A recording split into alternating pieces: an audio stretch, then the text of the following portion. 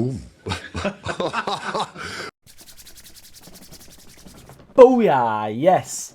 What's good, everybody? You know what time it is. I thought it were done, thought it were over. Well, he's not. Clout Chase is here. He's in, he's on, but he's not over till your main man's in with him. So you know what time it is. Get that badger in and on and over here. He's in, he's on, he's over, he's here. The man, the myth, the legend, the badger is back, boy. So, quick shit vid. Got a bit to rattle through today. I'm going to keep it short and sweet as per usual.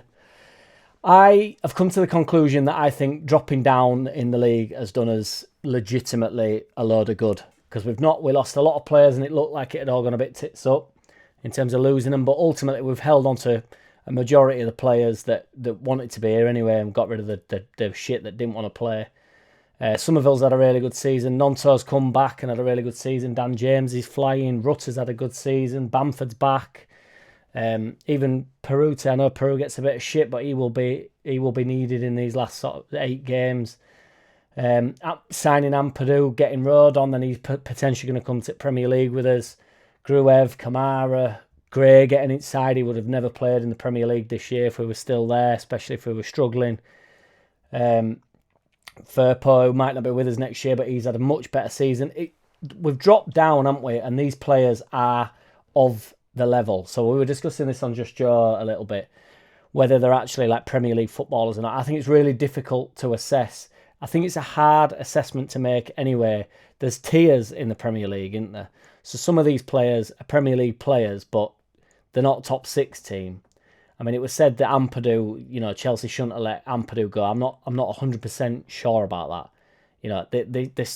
I love Ampadu, and I think he will excel in the Premier League, but he'll excel with us, hopefully. As a team that will be next season, realistically, we'll be looking to finish 10th or between 9th and 12th. Won't we? That'll be an excellent season for us. And Ampadu is capable of leading the ship towards that, isn't he? If you're looking to win the Premier League, can you rely on Ampadu to do that? I think long term Ampadu could be boss man. I'm just saying for right here, right now. I think if they're good enough, teams like Chelsea are now shit, to be fair.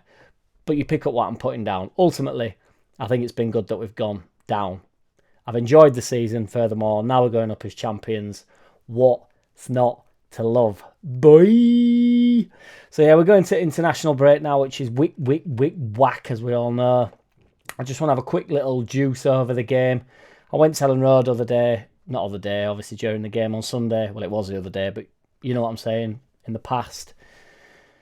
Bamford brilliantly effective to win the header for Nonto's goal. A lot of people saying, what did Bamford actually do? Well, he didn't win the header, but you don't have to physically win the header in order to win the header. He puts the defender off and then it bounces down to Rutter. He actually is better off doing what he did than actually winning the header. If he wins the header, he flicks the ball on to nowhere. He's better off letting the defender win the header, but it's not a clean header, so he has to knock it down. Then my man Rutter's in and on and over, slips in Nonto, and then he fires it in. The run that Bamford makes across the defence just opens it up a little bit, gives Nonto his moment, because it's quite a heavy touch from Nonto. He means to take the heavy touch, but he does bring it very much inside and then rifles it home. Brilliant finish. I want to watch that Firpo challenge back, because there's a lot of people saying that it was a clean tackle and stuff, but it did look to be sort of flying in. I know the ref was absolutely terrible, to be fair, and the Road on penalty, but it's just 100% penalty, isn't it? I mean, he literally, like GBH, nails him in the head, doesn't he?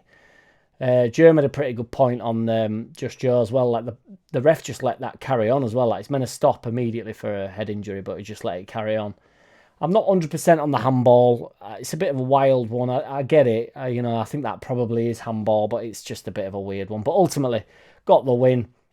JT said, because a few people said that there were absolutely no problems. JT said that they did have a couple of moments in the game, which they did. To be fair, that Obafemi or whatever he's called, he did cause us a couple of problems. They did have a couple of chances, but ultimately that's going to happen in every single game, isn't it? There was no particular unrest in the stadium, which I appreciated. We just seemed to be in full control. Like when we played Stoke, I felt like the crowd were getting a little bit apprehensive, which makes sense. I think that also is compiled by the fact we were maybe looking for an excuse to drop some points when we were playing so many games. So as a fan, you get a little bit like, every 3 days it's like, whoa, one of these has got to be a slip. Whereas we'd had a long week to sort of chill, assess our situation, and then we knew we were going top. Loved that second goal, just when Dan James just drops shoulder, sends everybody for a kipper, then just slots it in.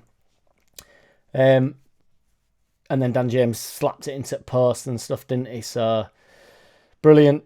Rutter's got an injury, so he's pulled out at French squad under 21s or whatever it is that he's in. He's pulled out of that, but they're gonna treat it. It's keyhole surgery for a hernia, but they reckon it should. I mean, I don't know what's happening with Struix. He looks like he could be out for the season, and that's a hernia. But there's certain levels in there. I think it's just keyhole surgery.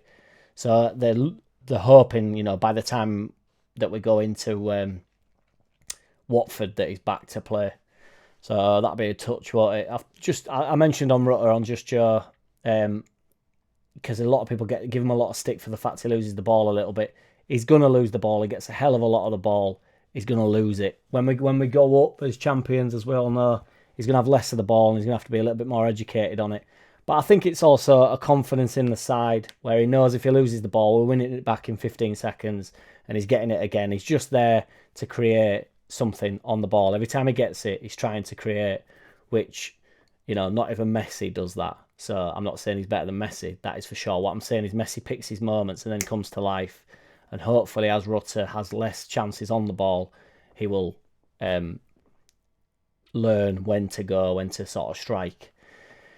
Archie Gray's done a nice interview on Sky Sports, which is worth checking out. Go check it out. He just said what he did on his birthday and stuff. He just said that he slept in. He was meant to go for some dinner and that, but I don't think he did.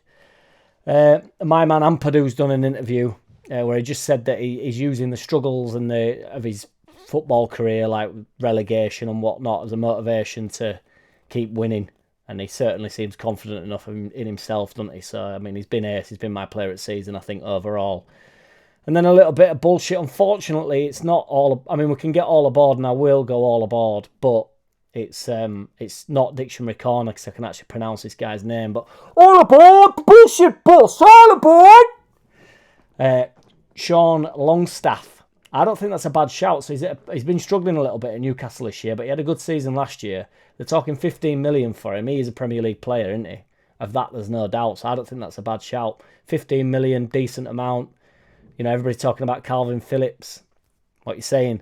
And Aaronson, I have to say this, the melt, Brendan Aaronson, the bloke's a total joke. I've seen on Twitter today that he's open to staying at Berlin, which is totally fine by me. He can stay wherever he wants. But he said that the year at Leeds was the worst of his life, which is so embarrassing. I said this last season when there were apparently some things coming out and him saying that he just couldn't deal with the relegation battle and stuff. It's like, can you imagine being in the trenches with that lizard? And I don't mean the war trenches, so apologies, everybody. That's not what I mean, because I mean... I don't even think he could climb through the mud, that bloke. But what a wet wipe. Christ on a bike. My brother sent me, and he just reminded me of this clip, which I'm going to play, where it's just like, oh, Brendan, mate, we can't have faces like yours around. Check me out on Twitter. JackCity, bitch. JackCity.